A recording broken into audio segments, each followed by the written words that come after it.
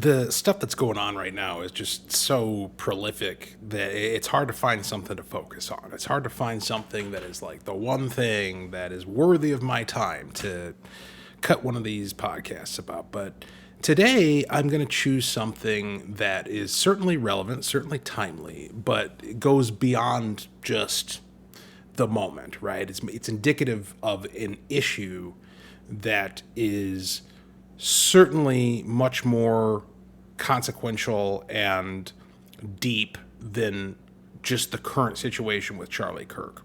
It's related to Charlie Kirk, as you'll see, and it's related certainly to the reaction to his assassination by the left, which has been vile and vicious and reprehensible and inhuman, and has woken us all up, by the way, to the fact that we are apparently surrounded by tens of millions of people who think it's totally justified, or at least somewhat justified, to see some of us dead for disagreeing with them, which is a horrifying thing to realize, and somehow manages, like, it accomplishes something that I didn't think was possible, and that is revealing that I still had, even now, even after all these years, some degree of naivete. I still had some degree of innocence in thinking that my fellow human beings, my fellow Americans, no matter how much we vehemently disagreed on policy and ideology and what America should look like and how we should solve problems, that at the very least, the one thing we had in common is we didn't want to see each other die. That's the one thing I thought we had in common. But we clearly don't.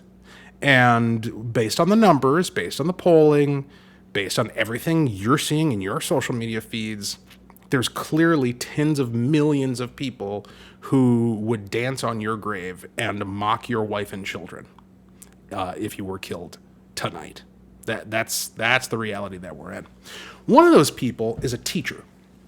And actually, there's several teachers who have been caught up in this and have revealed themselves to be absolute ghouls who not only shouldn't be teachers, obviously, but shouldn't be qualified to do literally anything. Like, they should be unemployable.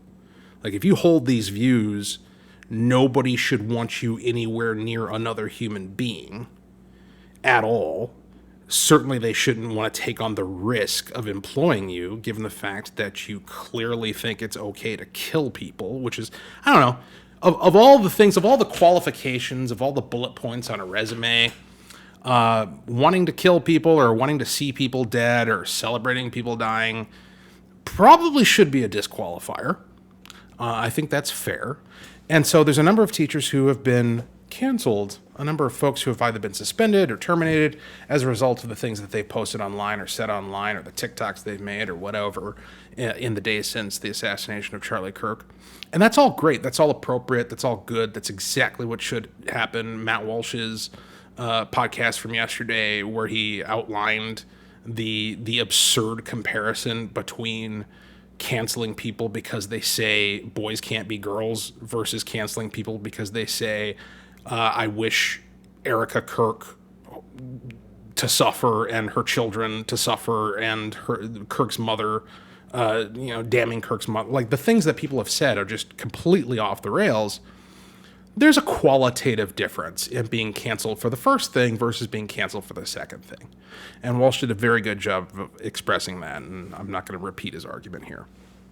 But I do want to focus in on one particular example of a teacher who is clinging on, hasn't been suspended yet, hasn't been fired yet, but is really deeply offended by the fact that there are a lot of people who want him to be. And he took to social media to make his case. He took to social media to say, I'm the victim, and you're all wrong, and you're a bunch of hypocrites. And by the way, I'm also doubling down and saying Charlie Kirk was a horrible human being for being a Christian conservative who believes the things that literally every Christian conservative believes. Hundreds of millions of people, certainly. I mean, like, at least 150 million people, right? We just had an election where Donald Trump won the popular vote. So what you're saying is people who believe the things that Charlie Kirk believes, which is the majority of the electorate, are terrible people who, through the implication from you, means that from what I know, I don't know what he originally said. I'll grant him this benefit of doubt. I don't know whether or not he said Charlie Kirk deserved to die, but he did take the immediate moments after Charlie Kirk's assassination, in the wake of the grieving of his widow and orphan children, to say that Charlie Kirk is a horrible human being. Your father's a horrible human being. Your husband's a horrible human being, because he believes normal stuff that half the country believes. Okay?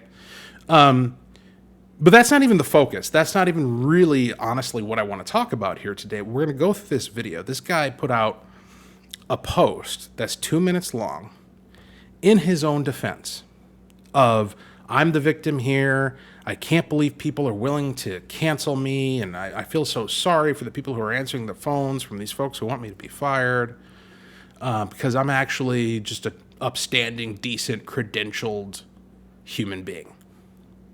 But within the context of what he has to say, within the content of what he has to say in his own defense, what's amazing is the fact that whether or not he said anything that was abhorrent or reprehensible or inappropriate in reaction to Charlie Kirk, clearly he never should have been a teacher in the first place. And I'm going to demonstrate that to you here right now. So here we go. All right, so here's the post. Guy's name's David Stiber, whatever. He says, I'm an educator and I'm currently being targeted by, quote, free speech, unquote, advocates who want me fired because I said America is founded on violence. No one should be killed. Charlie Kirk said horrible things and white males are the biggest threat to our country. Where is the lie? Okay. And I could parse through that. Not gonna. Let's just go look at his 2 minute. He had the opportunity in making this post to say literally anything in his own defense. Anything. He could have said anything to prove his point that he really deserves to be a teacher, that he's being treated unfairly. And this is what he chose to go with. Let's take a listen.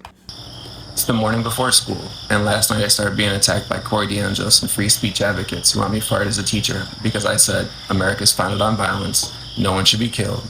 Charlie Kirk said horrible things about people, and white cis males are and have been the biggest threat to our country. What are they mad about? That I broke the white male code of silence and admitted we are a problem?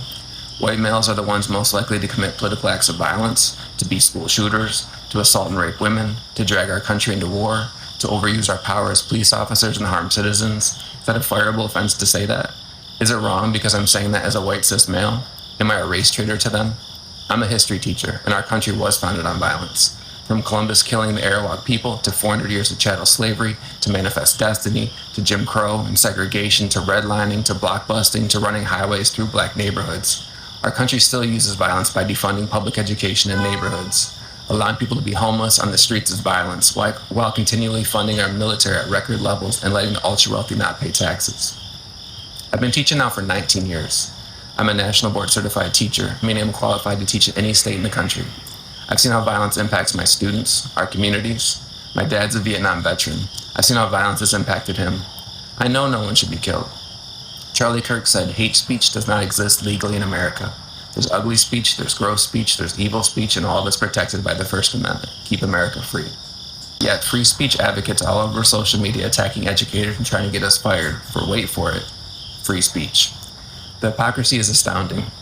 Charlie Kirk said horrible things about people.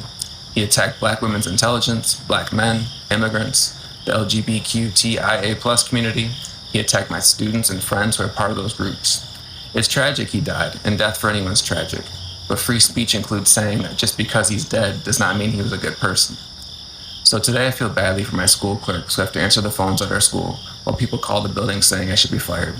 I feel badly for my partner and children who are more fearful today because of crazy people trying to dox me. But I've spoken up because as a white male, I have a responsibility to those being attacked for using their free speech. And because as a white cis male, it's beyond time we actively work to stop white supremacy in all forms.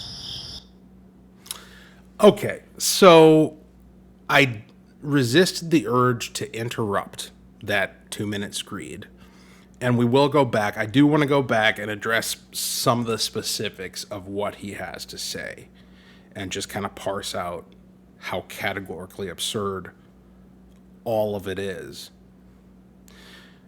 But I wanted you to hear the whole thing in context as he posted it. And my initial comment, my analysis for you is, I don't know what he said that triggered people to want to see him be fired.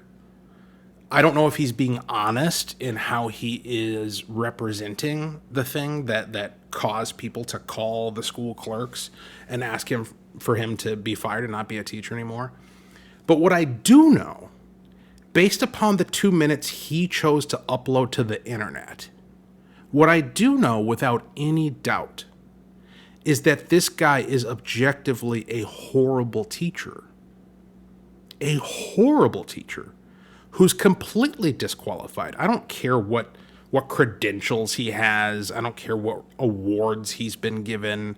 I don't care about what licenses he holds. None of that matters. That's not the standard by which you determine whether or not somebody is a good teacher.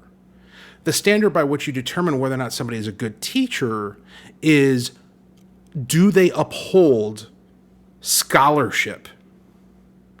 Are they interested in, are they focused on and committed to and obsessed with developing critical thinkers? Because that's a teacher's job. It's also a parent's job, by the way. Our job, our responsibility to the next generation is to indoctrinate our children in the methodology of critical thinking. Not to necessarily tell them what to think, but to teach them how to think. And of course, we're going to guide them. We have the liberty, and it is appropriate when you're instilling virtuous values to some degree impose standards and say, this is who we are. This is what it means to be a Hudson. This is what it means to be a Hudson in my house, right? But at the end of the day, in order for that to be effective, if you're just coming at it from this kind of like dictatorial, tyrannical, you're going to believe this or else, that's not going to work, right? Like if you want your children to accept your values, you have to train them up to be able to think critically and morally, and then watch that trajectory, that intersection of critical thinking and morality manifest in them agreeing with things that you believe. That works if you believe correct and moral things, right? Like that's how this works. And that's the job of teachers. And if you're going to take my money from me in the form of taxes and pay somebody's salary to influence my kids, that's what I expect them to do. If they're doing anything less than that, then they should be fired because they're a terrible teacher. And this guy is objectively, obviously a terrible teacher. How do I know that? Because what you just saw in those 2 minutes was some of the most ideologically curated history imaginable. These facts that he rattles off, forget about, like, I don't even want to adjudicate the truth of any claim. What's missing is tons of context. Okay, like even just like the first thing, America was founded in violence. Well, I suppose from a certain point of view, you could make that argument. Yep, we did have a Revolutionary War. We did thumb our nose at the British monarch and tell him to go to hell. We did say that we did, to his likely point, we did respond to the violent savagery of tribes that wanted to slit our throats and rape our women and take what we have and say, we ain't going to allow that. Like, we did that. But, like, in order for that statement, America was founded in violence, to have any sort of validity whatsoever, you have to at least pause for a second to ask yourself, well, is there any context where violence is appropriate? Is there any context where violence is appropriate? And I already know that the left believes there is, because they're telling me minute by minute, certainly for the past 5 days, that it's appropriate to use violence to come after me and my family because they don't like me, because they don't agree with what I think. So there's no moral standing here to sit here and to take some sort of high road on the topic of violence. But objectively, and this is not a radical statement, what I'm about to say is in line with established American jurisprudence. It's in line with the Constitution of the United States, the Constitution of all 50 states, the statutes of all 50 states, to some degree or another. Okay? There are times when violence is, of course, the appropriate response. If somebody were to kick down my door right now and come into my house with a weapon with the intent to kill me or my family members, the appropriate response from me is violence.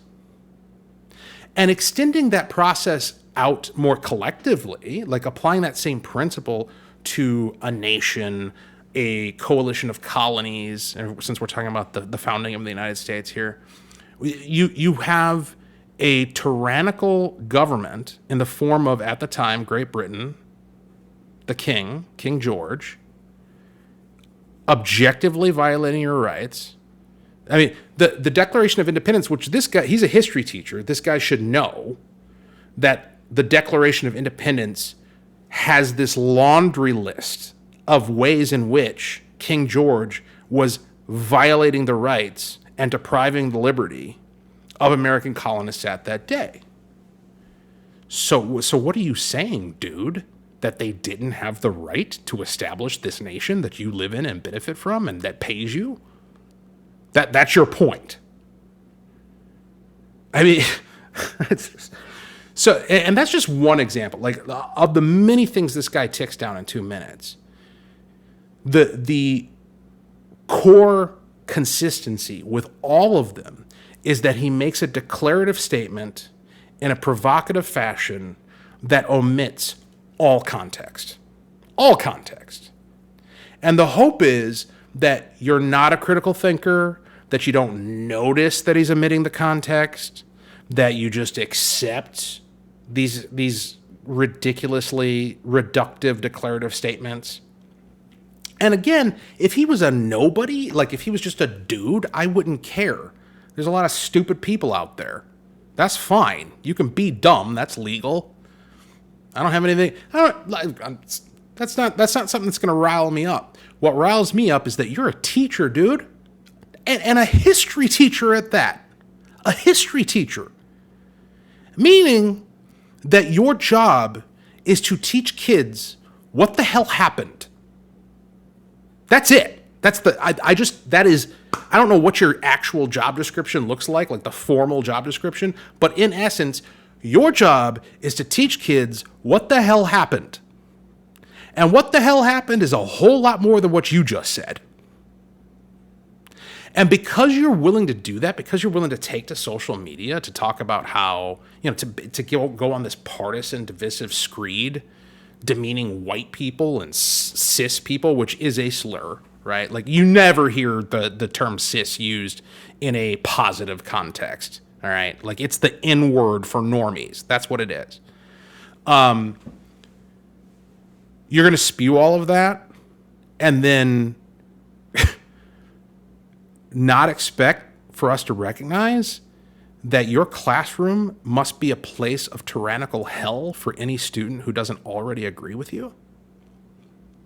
How could you possibly be a conservative or even just a normal, moderate, independent student in this guy's classroom? Do you think, for instance, that if a student were to write a paper talking about intertribal warfare amongst Native American tribes prior to the arrival of Christopher Columbus, or if they were to write a paper talking about the rise and fall of the black family, the intact black family, from Reconstruction through the mid-20th century, when we started the Great Society and all of these programs to help people, do you think that if a student in this guy's class wrote either of those papers, that he would grade them based upon the scholastic merits, based upon the scholarship, based upon their citation of sources and the quality of their work. Do you believe that for even 1 second? Of course he wouldn't, because scholarship is not his project. And we know that because he demonstrated it definitively in just over 2 minutes, which is actually quite impressive. He managed to demonstrate that as a teacher, he has no interest in scholarly pursuit whatsoever. Instead, what he's interested in is using the platform of being a public educator in order to engage in political activism and partisan divisiveness. And that's not okay.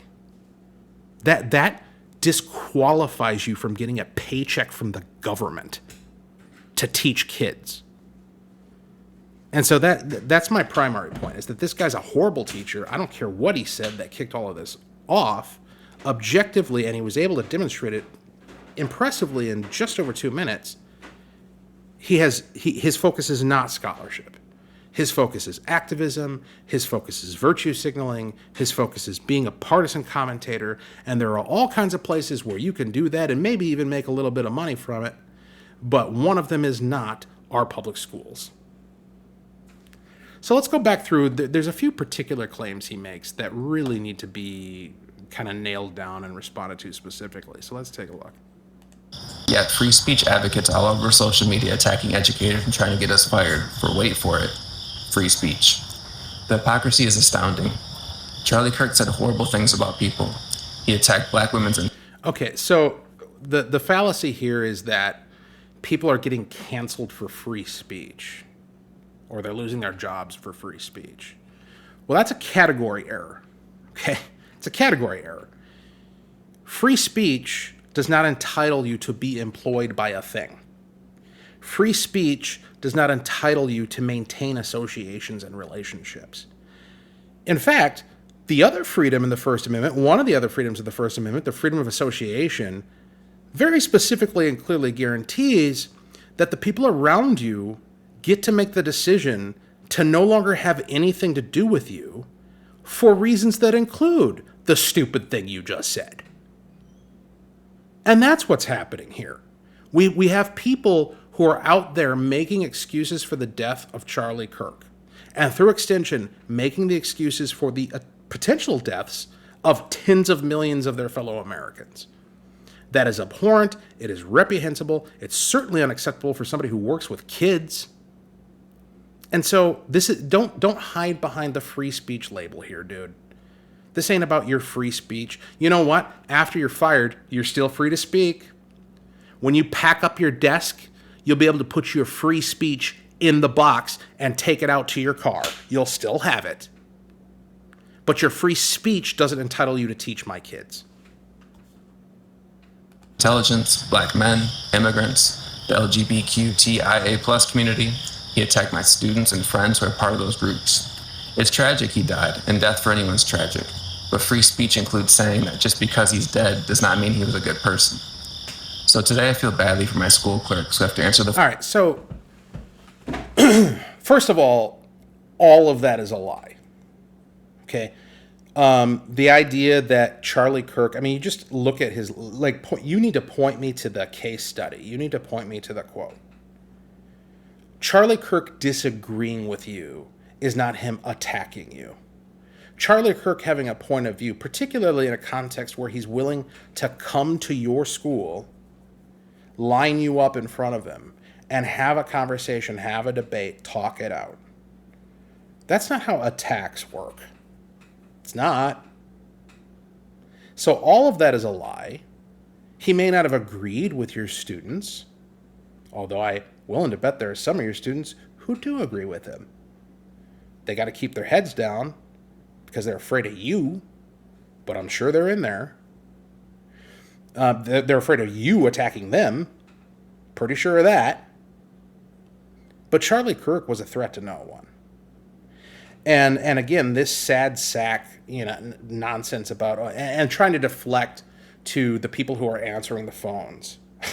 like, oh, you guys are being so mean to the people whose job it is to take phone calls, to make you feel guilty about the experience that they have to endure. You know why they have to endure that experience? Because of your jackass. That's why. It ain't because of Charlie Kirk. It ain't because of me. It ain't because of conservatives. It ain't because of the people who notice what you've said. That's not why. The reason why your fellow staff members, the clerks in your office, have to endure the experience they're enduring right now is because you decided to be a jackass and go out there and say stupid stuff publicly, knowing that you're a teacher, knowing that you bear professional responsibility to represent the institution that you serve, that is paid for with taxpayer dollars. That's why they have to endure that experience. So maybe you're the one who owes them an apology for what they're going through right now, rather than the rest of us. Phones at our school while people call the building saying I should be fired. I feel badly for my partner and children who are more fearful today because of crazy people trying to dox me. But I've spoken up because as... So on this point, this is like the one thing I can agree with him on. It's like the only intelligible thing the guy says within 2 minutes and 17 seconds. Doxing is abhorrent. And I don't care what your political views are.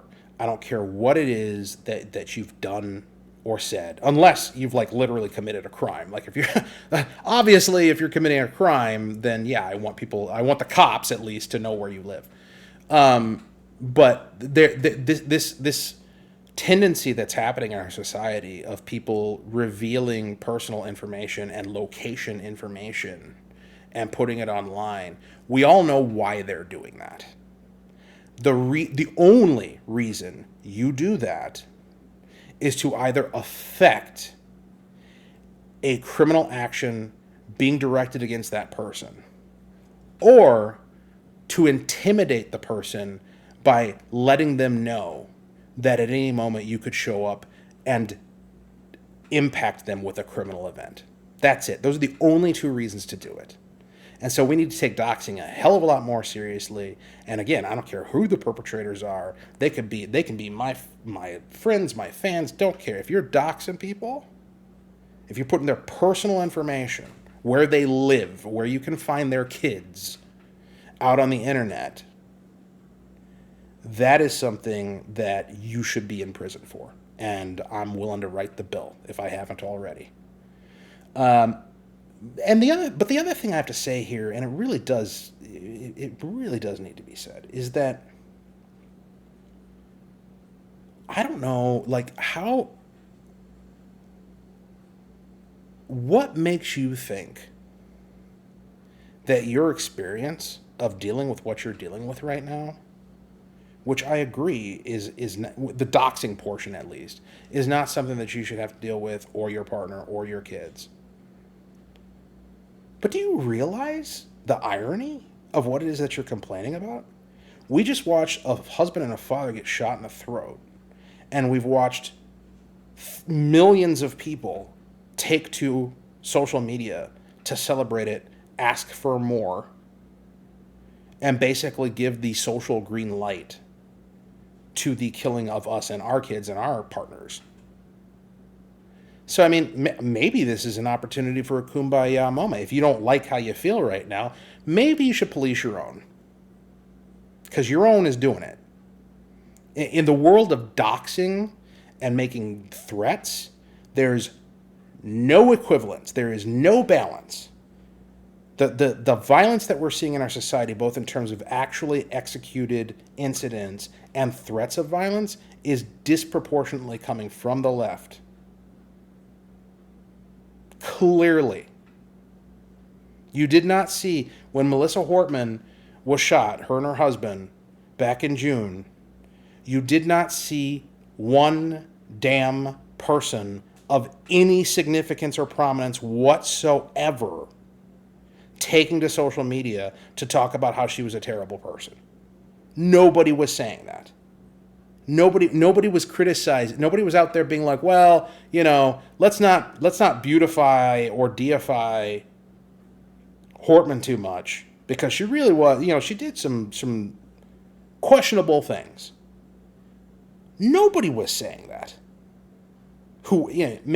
And I'm sure, maybe in the comments here, somebody will dig up an example of like some random Yahoo or a bot that was saying that. But I'm talking about Congresspeople, state representatives, state senators, teachers, professors, nurses, professionals, like people in institutions. Nobody of any significance was talking about her the way millions of people are talking about Charlie Kirk right now. So I don't want to hear this both sides nonsense. I don't want to hear that this is a both sides problem. This is asymmetrical, and it's coming primarily from the left. And if you want to live in a world, sir, if you want to live in a world where you and your partner and your kids don't have to worry about being attacked by those who disagree with you, stop justifying the attacks on people who disagree with you. That's how this works. As a white male, I have responsibility to those being attacked for using their free speech. And because as a white cis male, it's beyond time we actively work to stop white supremacy in all forms. Okay, so, this white supremacy nonsense. Again, like, giving me the disclaimer that, violence is bad and violence shouldn't happen and nobody should be killed. Peppering that disclaimer throughout your commentary while landing the plane with, we need to do everything possible to go against what you call white supremacy. That last part neutralizes the disclaimer. It's like an acid and a base. They cancel each other out. You can't, because what you're saying is, first of all, you're doubling down on the lie that what the left is up against is white supremacy. That I am a white supremacist, which I have people say that to me. I have people tweet that to me, send me that. Like it's like that's, I don't know if you noticed, right? That believing that you should be able to keep your own property, that somebody who carjacks you should be in prison, that your daughter shouldn't have to see a dude's junk in a locker room. Calling that white supremacy and then saying we need to do everything we can in order to fight it, that is the real dog whistle, right? That is you granting permission for somebody justifying their actions through your mischaracterization to take violent action against somebody else. So I don't grant people credit. I don't grant this guy credit. I don't grant anybody credit for offering the obligatory disclaimer that they're not for violence. While in the same breath, in the same 2 minutes, first of all, mischaracterizing things that aren't violence as violence. Like there's one point in here where he says, let's see if I can find it. Our country still uses violence by defunding public education in neighborhoods. Allowing people to be homeless on the streets is violence, while continually funding our military at record levels and letting the ultra-wealthy not pay taxes. Okay, yeah, so categorically we're talking about two things here, right? The two things that this guy categorizes as violence is you not giving him your money. You not giving him your money is violence, according to him. The other thing that's violence is having a military to defend us from people who want to kill us. Those two things are violence. Now, on the second point, again, going back to what I said about self-defense earlier, I'm not going to quibble with you over the fact that the purpose of the military is to be prepared to execute violence. Of course, that's inherent to the nature of what it is. But not all violence fits into the same moral category. A country defending itself is not categorically the same as somebody carjacking my wife. And the fact that I have to sit here and explain this to a history teacher tells us everything we need to know. It really does kind of land the plane, doesn't it? That I have to explain that to somebody who's tasked with teaching kids. You don't have the discernment to recognize and acknowledge basic moral categories. That's why you should be fired. Not because of whatever you said about Charlie Kirk. Maybe, I don't know what it was. Like, maybe you should be fired for that. But before you said it, before today, before any of this happened, You should have been fired because you lack the capacity necessary, either the capacity or the willingness to be an actual teacher. You can't discern moral categories. You apparently can't discern categories at all. You engage in ideological curation of facts that you misrepresent in order to affect a political agenda in your classroom. These are all reasons why you shouldn't be a teacher. To channel Charlie Kirk, prove me wrong. What have I said over this past half an hour? What have I said that you can poke even one hole in? Take care.